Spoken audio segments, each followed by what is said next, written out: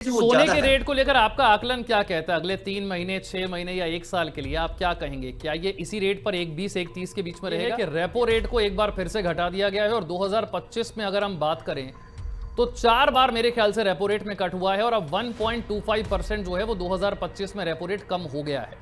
क्या असर आपको लोन्स पर नजर आता है? ईएमआई घटने की संभावना क्या नजर आती है? बैंक क्या इस फायदे को आगे ट्रांसफर करेंगे, करने की स्थिति में हैं? और इससे पहले के जो रेपो रेट के कट हुए थे इसी साल में, उसका कितना लाभ लोगों को मिल चुका है? चाहे आपको इलेक्ट्रिक व्हीकल्स बनाने हो, चाहे आपको सोलर पैनल बनाना हो, चाहे आपको वेपन्स बनाने हो, मिसाइलें बनानी हो, हर जगह पर चांदी इस्तेमाल हो रही है और इसका इस्तेमाल बढ़ता ही चला जाएगा। आम लोग जो ज्वेलरी के लिए इस्तेमाल करते थे उसे रख दीजिए साइड में, और अब जो इंडस्ट्री की डिमांड है वो बहुत बड़ी आने वाली। देखिए, सोना को लेकर जो है गोल्ड काउंसिल की एक रिपोर्ट आती है जो सोना के बारे में सारा हिसाब किताब रखता है, उसी से सब लोगों को पता चलता है। गोल्ड काउंसिल की रिपोर्ट जो है वो कल ही आई है, मतलब अगर आप कहें तो आज सुबह आई है। भारत में उतना सोना नहीं खरीदा है कि अपने रुपया को उस तरीके से मजबूती दे सके। उसने खरीदारी की है। उसके पास सिर्फ 838 मैट्रिक टन गोल्ड है। पहले के समय में ये कहा जाता था कि अगर सेंसेक्स और निफ्टी ऊपर की तरफ भाग रहे हैं तो आप समझिए कि सोना नीचे जा रहा है, और सोना अगर ऊपर जा रहा है तो ऐसा माना जाता था कि मार्केट जो है वो नीचे की तरफ जा रहा है। ताकि आने वाले समय में, और चांदी है कितना, सिर्फ चांदी जो बचा हुआ है 8.5 लाख मैट्रिक टन चांदी अभी पृथ्वी में घूम रहा है और 5 लाख मैट्रिक टन जमीन के अंदर है। और नमस्कार, मैं हूं आपके साथ विशाल कालरा। इस खास कार्यक्रम में बात करेंगे सोने और चांदी के पिछले एक हफ्ते में बढ़ते हुए, रिकॉर्ड तोड़ते हुए दामों की, और साथ ही बात करेंगे कैसे घटने वाली है आपके लोन की ईएमआई, और मार्केट पर, सेंसेक्स पर, निफ्टी पर आरबीआई के फैसले का क्या हो रहा है असर। पहले बात करते हैं सोना और चांदी की। पिछले एक हफ्ते में चांदी 13,851 रुपए महंगी हो गई है, और इसी एक हफ्ते में सोना करीब 2,000 रुपए चढ़ गया है। इस साल की हम बात करें 2025 की, तो सोना, गोल्ड ने 69% रिटर्न दिया है, सिल्वर ने 107% रिटर्न दिया है। सोने चांदी के दाम में लगातार दूसरे हफ्ते तेजी देखने को मिली है। India Boolean and jeweller association IBJA के मुताबिक 28 नवंबर को जो सोना 1,26,000 पर था, वही 5 दिसंबर तक 2,000 रुपए बढ़कर 1,28,600 रुपए तक पहुंच गया। 17 अक्टूबर वो दिन था जब सोने ने अपना ऑल टाइम हाई 1,30,874 बनाया था। यह उसकी सबसे महंगी कीमत थी। और इस हफ्ते में चांदी ने जबरदस्त बढ़त बनाई है। पिछले हफ्ते के आखिरी कारोबारी दिन 28 नवंबर को 1 किलोग्राम चांदी की कीमत थी 1,64,359, जो इस हफ्ते के आखिरी कारोबारी दिन यानी कि 5 दिसंबर को 13,851 रुपए बढ़ी और 1,78,210 रुपए प्रति किलो तक पहुंच गई। 5 दिसंबर को ही चांदी ने अपना ऑल टाइम हाई बनाया और अब सबसे ऊंची कीमत पर है। क्या फैक्टर्स हैं इसके, और आगे सोने चांदी की रफ्तार कैसे जारी रहेगी? क्या वाकई सेंट्रल बैंक्स ने सोना खरीदना कम कर दिया है, जिससे आने वाले दिनों में सोने के दाम और तेजी से गिर सकते हैं? चर्चा के लिए वरिष्ठ पत्रकार और इन्वेस्टिंग माइंड्स के फाउंडर उत्पल चौधरी साहब हमारे साथ जुड़ गए। सर, बहुत बहुत स्वागत है आपका। सबसे पहले हम सोना के बारे में, जी बोलिए। उत्पल जी, पिछला एक हफ्ता अगर हम देखें, जबरदस्त बढ़त चांदी में देखने को मिली। 13,800 की बढ़त थी, ऑल टाइम हाई भी चांदी ने बनाया, और अब बहुत सारे लोगों का मानना है कि अब यहां से 2 लाख की तरफ चांदी जो है वो दौड़ती हुई नजर आ रही है। क्या इस समय ग्लोबल फैक्टर्स काम कर रहे हैं, डोमेस्टिक फैक्टर्स क्या हैं, और यहां से आगे आपको सोने और चांदी की रफ्तार कैसी नजर आती है, और कौन से फैक्टर इन्हें ड्राइव करने वाले हैं? देखिए, चांदी में जो सबसे बड़ा जो फैक्टर है वो डिमांड सप्लाई का है। क्योंकि जो एक कैलकुलेशन मैंने किया था कि 2015 से लेकर अब तक, तो ये मतलब सरप्राइज होगा आपको कि 2015 में 27,000 मैट्रिक टन चांदी निकला था, 2016 में 28,000 मैट्रिक टन चांदी निकला था। लेकिन अब वो मैट्रिक चांदी जो है 2024 में आकर 25,000 मैट्रिक टन निकल रहा है, जबकि डिमांड बढ़ गया। तो हमने जब कैलकुलेट किया उसमें, तो ये पाया कि 2016 से लेकर 2024 तक जो है, जो चांदी है उसमें 9% की गिरावट आ गई है प्रोडक्शन में, जो माइन से निकल रहा है। और जो डिमांड है, जो इंडस्ट्री में जो डिमांड था 2016 में 15,272 मैट्रिक टन का था, वो 2024 में 21,170 मैट्रिक टन हो गया है। तो ये जो बढ़ोतरी है, ये लगभग जो है 39% की बढ़ोतरी है। मतलब चांदी का प्रोडक्शन हो नहीं रहा है उस तरीके से, क्योंकि चांदी बाय प्रोडक्ट है, वो निकलता है कॉपर के साथ, लेड के साथ और जिंक के साथ। अगर उसकी खुदाई हो रही है तो चांदी निकलेगा। तो चांदी का सप्लाई कम है, डिमांड बहुत ज्यादा बढ़ गया है, क्योंकि इंडस्ट्री में बहुत जबरदस्त इस्तेमाल होने लगा है। खासकर सोलर पैनल में बहुत ही जबरदस्त इस्तेमाल है, जिसके कारण जो है शॉर्टेज चल रहा है। और ये शॉर्टेज जो है पिछले 5 साल से चल रहा था, लेकिन इस साल आते आते वो मामला थोड़ा गंभीर हो गया है। दूसरी बात कि जो कॉमेक्स और जो लंदन बुलियन मार्केट है, जिनके पास फिजिकल सिल्वर जो है बिल्कुल नहीं के बराबर है, क्योंकि अभी एक आंकड़ा था जो 4 दिसंबर तक का मैंने कैलकुलेट किया था, उसमें जो कॉमेक्स के पास जो है 2400 मैट्रिक टन सिर्फ चांदी बचा हुआ था, जिसमें से 1600 मैट्रिक टन जो है ले लिया गया था। तो उसके पास सिर्फ जो है 868 मैट्रिक टन चांदी बचा हुआ है। और वहां पे जो होता है कि जब कॉन्ट्रैक्ट्स करते हैं तो उसमें रोल ओवर कर लेते हैं कि अगले महीने आप लेकर चले जाते हैं, लेकिन उसमें से ये देखा गया था लगभग 7,500 जो कॉन्ट्रैक्ट्स थे, उन लोगों ने जो है चांदी मांग लिया, जिसके कारण जो है जो 1600 मैट्रिक टन चांदी उनको देना पड़ा। और अभी 29 दिसंबर को जो है वहां पे क्लोजिंग है, क्योंकि जो कॉन्ट्रैक्ट था, जो फ्यूचर पे आपने जो प्ले कर रखा था, उस तब तक आपको जो है उसमें या डिलीवरी लेनी होगी या डिलीवरी देनी होगी या पैसा का आपको सेटलमेंट करना होगा। तो वो एक बड़ा फैक्टर है। तो चांदी में जो है इस समय, क्योंकि चांदी 107% बढ़ा चुका है, और जो सारा खेल है वो डिमांड सप्लाई का हो रहा है, क्योंकि इंडस्ट्री में जबरदस्त डिमांड है। तो ये अब आप पूछेंगे सोने का, तो फिर मैं सोने का बताता हूँ। देखिए उत्पल जी, आपने सही बात कही। अब तक सेंट्रल बैंक्स जो हैं वो सोना ही खरीदते रहे हैं, चांदी नहीं खरीदते थे। चांदी की डिमांड इंडस्ट्री में ज्यादा थी और इसीलिए अचानक से हमने देखा कि चांदी की डिमांड बढ़ी। उतनी सप्लाई थी नहीं, आम लोग भी खरीद रहे थे, इंडस्ट्री भी खरीद रही थी और चांदी बहुत तेज रफ्तार से दौड़ती रही। मेरा चांदी को लेकर जो आखिरी प्रश्न है, पहले मैं वो पूछ लेता हूं, मैं फिर सोने की तरफ जाऊंगा। यहां से आगे चांदी क्या आपको 2 लाख के लेवल तक क्या उसको पार करती हुई नजर आती है? और 2026 को लेकर आपका आकलन चांदी को लेकर क्या कहता है? देखिए, चांदी में जो है कप एंड हैंडल पैटर्न बना था। 1980 में चांदी जो है $50 पे गया था, फिर नीचे आया, फिर 2011 में फिर $50 पे गया, फिर 2025 में फिर $50 पे आया, उसके तोड़ते ऊपर गया, तो कप एंड हैंडल बन गया। तो कप एंड हैंडल को जब गहराई नापते हैं तो $96 जो है वो बनता है। अभी चल रहा है $60 के आस, $58 के आसपास चल रहा है। तो यहां से आप देखें तो जो है कम से कम 30 से 40%, 40% के आसपास जो है यहाँ से बढ़ोतरी देखी जा रही है।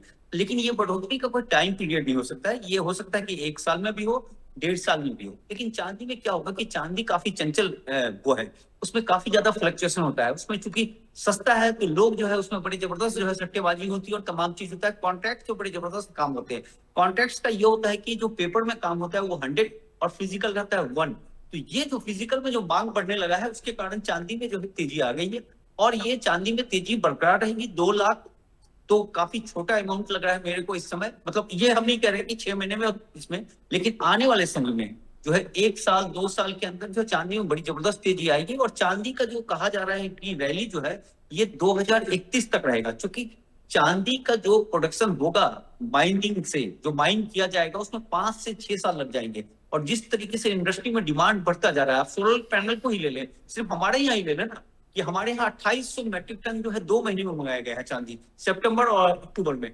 और जो मोदी जी की जो योजना है हर घर जो है सोलर पैनल पे जो है बड़ा चांदी जो बड़ा शानदार कंडक्टर है, जिसके कारण उसमें पेस्टिंग लगता है सोलर पैनल में, जिसके कारण बहुत जबरदस्त डिमांड रहेगा। तो चांदी जो है मतलब देखिए, तो चाहे आपको इलेक्ट्रिक व्हीकल्स बनाने हो, चाहे आपको सोलर पैनल बनाना हो, चाहे आपको वेपन्स बनाने हो, मिसाइलें बनानी हो, हर जगह पर चांदी इस्तेमाल हो रही है और इसका इस्तेमाल बढ़ता ही चला जाएगा। आम लोग जो ज्वेलरी के लिए इस्तेमाल करते थे उसे रख दीजिए साइड में, और अब जो इंडस्ट्री की डिमांड है वो बहुत बड़ी आने वाली है। जी बिल्कुल, वो इंडस्ट्री का डिमांड जो है चांदी पे बहुत जबरदस्त आने वाला है। क्योंकि इसमें क्या हो रहा है कि कंपनियां जो है ना सारे स्टॉक पाइलिंग करने लगी हैं, क्योंकि उनको मालूम है कि आने वाले समय में चांदी का, और जैसे एआई में देख लीजिए, एआई में जो डाटा सेंटर बन रहा है, मास स्केल में बन रहा है, उसमें चांदी की बड़ी जबरदस्त खपत होगी। तो एक डाटा सेंटर जो है अभी बनना शुरू ही हुआ है, अभी बड़े पैमाने में बनेगा। क्योंकि अब देखिए चाइना जो है उसने लगभग 46 न्यूक्लियर रिएक्टर बना दिए हैं उसने, क्योंकि वो एनर्जी देने के लिए, क्योंकि डाटा सेंटर का जो मांग आएगा, जैसा कि एलन मस्क कहते थे कि इतना एनर्जी लगेगा कि पूरी धरती का एनर्जी खत्म हो जाएगा डाटा सेंटर पे। तो अब सोचिए कि चांदी की मांग बढ़ेगी, इसलिए लोग चांदी जो है वो पाइलअप भी करने लगे हैं। आप ये समझिएगा कि बड़ी बड़ी कंपनियां जो है उसको जमा करके रख रही है, ताकि आने वाले समय में, और चांदी है कितना, सिर्फ चांदी जो बचा हुआ है 8.5 लाख मैट्रिक टन चांदी अभी पृथ्वी में घूम रहा है, और 5 लाख मैट्रिक टन जमीन के अंदर है। और जिस तरीके से डिमांड चल रहा है, ये आने वाले समय में काफी कम होता चला जाएगा, इसलिए इसमें डिमांड बना रहेगा। चांदी मतलब चांदी अब सोना हो जाएगा, आप ये समझिए आने वाले समय में। चांदी जो है वो आने वाले समय का सोना है, लेकिन अब सोने की ही बात कर लेते हैं। सोने की स्थिति क्या है? पहले ये कहा जा रहा था कि साहब दुनिया भर के सेंट्रल बैंक, जैसे भारत में आरबीआई है, वैसे दुनिया के अलग अलग देशों के जो सेंट्रल बैंक हैं वो बहुत तेजी के साथ सोने को खरीद रहे हैं और इसीलिए सोने की डिमांड बढ़ रही है। सोने की डिमांड इतनी ज्यादा है कि उसे पूरा कर पाना मुश्किल है और इसीलिए अचानक से पिछले 6 महीने में सोना 1,20,000 से 1,30,000 के लेवल पर पहुंच गया। आज की स्थिति क्या है? क्या आज भी सेंट्रल बैंक उसी रफ्तार से सोने को खरीद रहे हैं? और क्या अब ये सोना जो है यहां से आगे की तरफ जाएगा, या आपको लगता है ये 1,20 और 1,30 के बीच में आकर एक तरीके से सेटल हो गया है, अब ये इसी लेवल पर रहेगा? देखिए, सोना को लेकर जो है गोल्ड काउंसिल की एक रिपोर्ट आती है, जो सोना के बारे में सारा हिसाब किताब रखता है, उसी से सब लोगों को पता चलता है। गोल्ड काउंसिल की रिपोर्ट जो है वो कल ही आई है, मतलब अगर आप कहें तो आज सुबह आई है जी। तो उस रिपोर्ट के हिसाब से जो सोना जो है 2022 में 1,080 मैट्रिक टन खरीदा गया था, 2023 में 1,050 मैट्रिक टन और 2024 में 1,079 मैट्रिक टन। वो इस समय 2025 में जो है 1,000 मैट्रिक टन से नीचे जाता हुआ दिख रहा है, क्योंकि जो 9 महीने का जो आंकड़ा दिया है उसने दिया कि 634 मैट्रिक टन है और आने वाले 3 महीने में जो बताया जा रहा है कि 150 मैट्रिक टन और खरीदा जा सकता है, तो कुल मिलाकर 800 मैट्रिक टन की खरीदारी होगी। यानी जो सोना खरीद रहा था सेंट्रल बैंक, आपको परसेंटेज में देखें तो 20 से 25% कम सोना खरीद रहा है। ये एक बड़ा कंसर्न है। लेकिन उसमें क्या हो गया कि गोल्ड ईटीएफ में जो है जबरदस्त खरीदारी होने लगी है। अब गोल्ड ईटीएफ में क्यों खरीदारी हो रही है? क्योंकि सेंट्रल बैंक खरीद रहा था, तो सेंट्रल बैंक के कारण सोना ऊपर भाग रहा था, तो उसके कारण ईटीएफ में खरीदारी होने लगी। और सेंट्रल बैंक की खरीदारी अगर कम हो जाएगी तो ईटीएफ वाले कहीं आउटफ्लो ना हो जाए उससे, वो एक कंसर्न रहेगा सोने के साथ।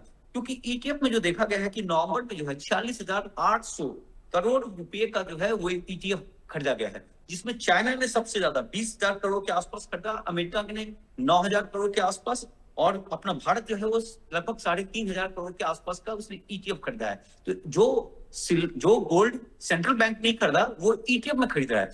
लेकिन सोने के साथ कहानी क्या है कि सोने में तेजी आने की वजह जो है वो सेंट्रल बैंक की खरीदारी है, क्योंकि सेंट्रल बैंक बेचता नहीं है, वो खरीद कर रख लेता है। तो उसको देखने के बाद जो है सारे इन्वेस्टर जाने लगे। और सोना के साथ वो चांदी वाली बात नहीं है कि उसका इंडस्ट्री में यूज है, इंडस्ट्री में यूज है, थोड़ा बहुत है, बहुत ही मामूली सा यूज है आप कहें तो जो है, और वो रिसाइकल भी हो जाता है। जैसे कि चांदी का जो इस्तेमाल होता है इंडस्ट्री में, उसका रिसाइकलिंग रेट जो है 20% से कम है।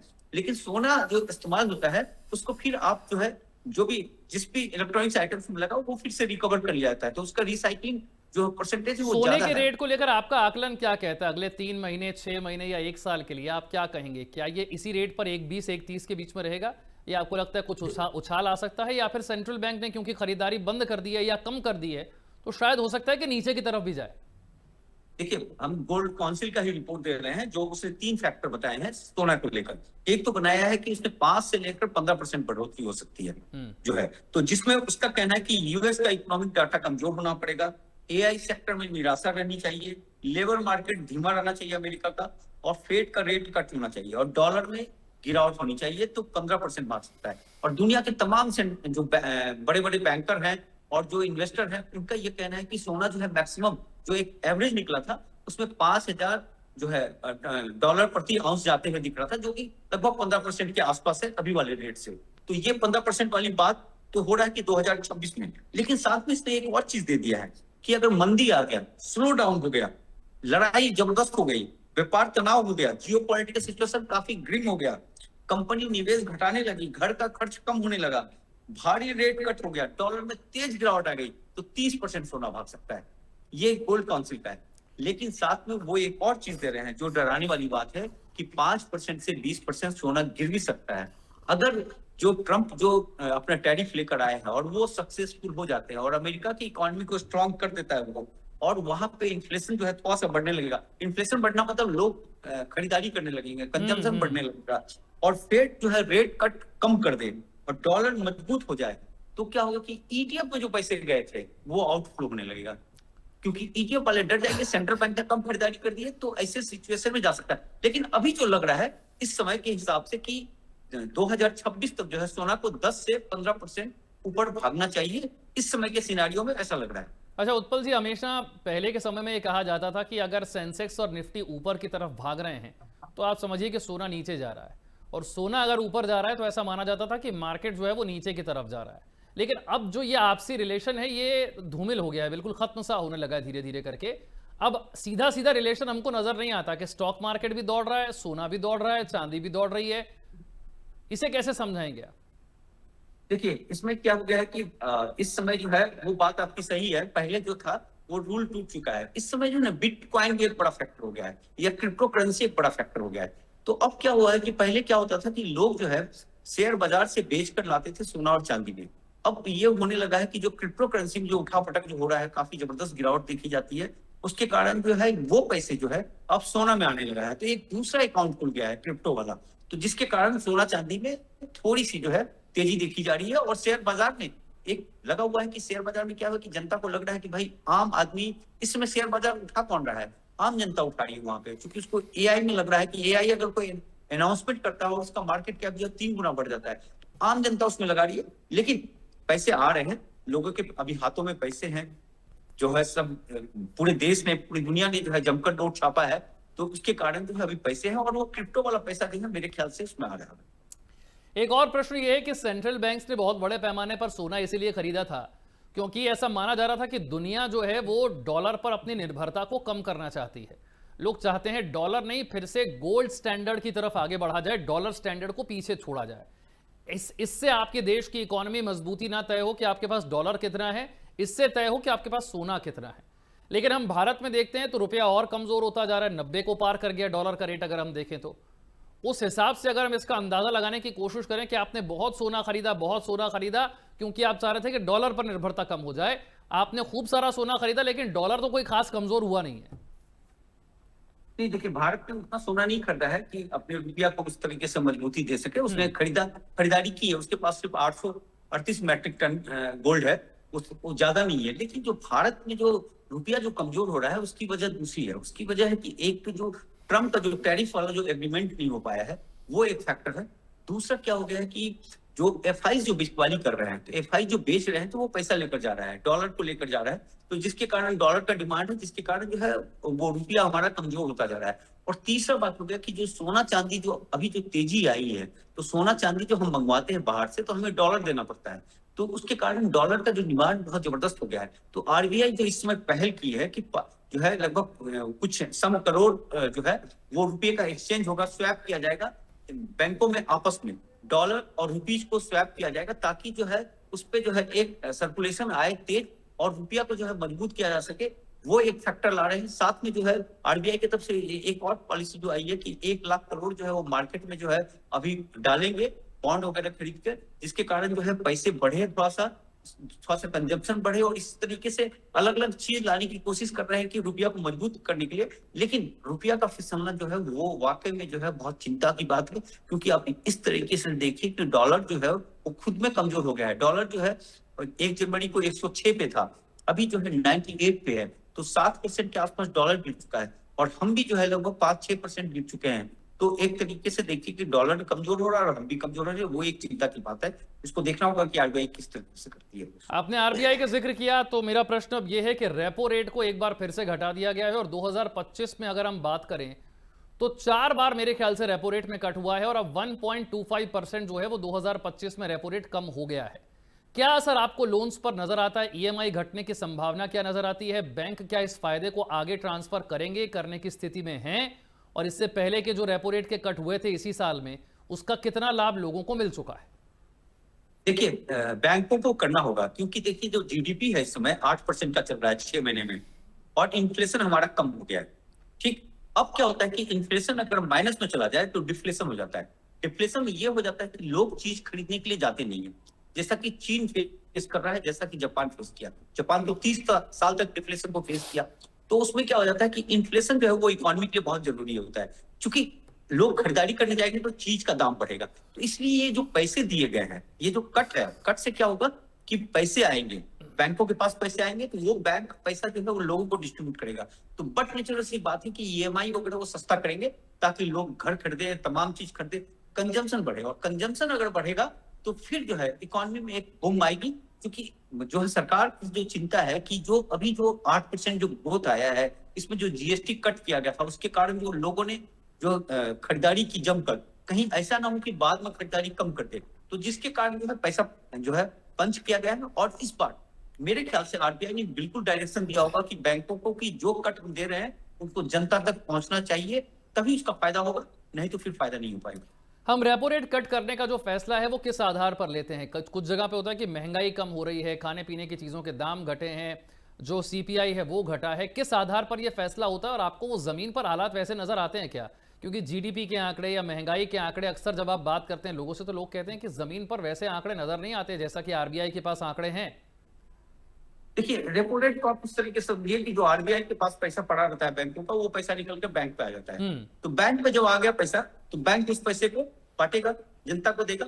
तो जो अभी हम जो कह रहे थे बात कि जो इनको जो खतरा लग रहा था कि कहीं डिफ्लेशन आ जाए, क्योंकि 0.25 के आसपास जो इन्फ्लेशन आ गया था, उसके बाद अगर ये माइनस में चला जाता तो बड़ी दिक्कत हो जाती। तो माइनस में ना आ जाए, इसके लिए इसने एक तो इंटरेस्ट रेट कट किया, दूसरा रेपो रेट कट किया ताकि बैंकों के पास पैसे ज्यादा आ जाए, तीसरा 1 लाख करोड़ जो है वो बॉन्ड खरीद के, आरबीआई बॉन्ड खरीद के 1 लाख करोड़ जो है वो बाजार में डालेगी। तो इस तरीके से पैसे आएंगे बैंकों के पास, तो लोगों के हाथों में जाएगा। बैंक तो अपने पास रखता नहीं है, लोगों को बांटता है, लोन देता है, तमाम चीज देता है। तो उसके कारण जो है ये सारी स्ट्रेटजी की गई है, क्योंकि एक बड़ा बेहतरीन कदम है अगर आप उसको देखें तो, क्योंकि आरबीआई ने बड़ा सोच समझकर बड़े बुद्धि से इस काम को किया है कि जो खतरा आगे आते हुए दिख रहा है, ये हो सकता था ये खतरा 6 महीने के बाद आपको देखने को मिलता है कि डिफ्लेशन का खतरा मंडराने लगा। तो उस चीज को मैनेज करने के लिए ये चीजें की गई है।